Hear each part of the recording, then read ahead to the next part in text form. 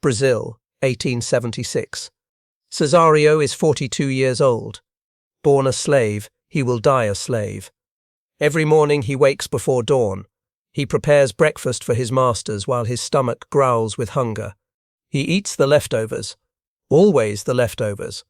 When a dish isn't at the exact temperature, he receives a blow from the master's cane, on his back, on his hands, wherever. Useless, they tell him. When the mistress is in a bad mood, she blames him for everything. A stain on the tablecloth, the rain, her own unhappiness.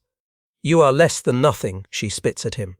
His son sleeps at another plantation, sold 6 years ago. Cesario doesn't know if he's still alive. He cannot cry. Slaves who cry get the whip. He has tried to escape twice.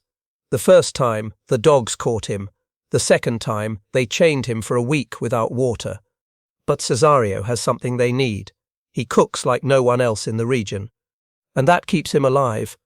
March 1876. The mistress announces her daughter will marry. It will be the wedding of the year. 50 guests, the most important families in the province.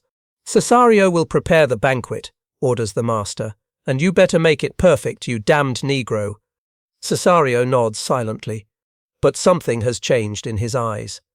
For 3 weeks, Cesario works without rest. Select meats marinated for days, layered cakes with delicate creams, sweets bathed in honey, freshly baked bread. Every detail, perfect. No one notices he also visits the rat poison pantry. No one sees how he grinds the arsenic into fine powder. No one suspects anything. The wedding day. The chapel fills with silk dresses and elegant suits. The bride cries with happiness. The groom smiles proudly. Cesario watches from the kitchen. The banquet arrives. The guests take their seats. The glasses shine. Conversations flow. Cesario serves each dish personally. "Exquisite," exclaims one guest. "The best banquet I've ever tasted," says another. The bride embraces her mother.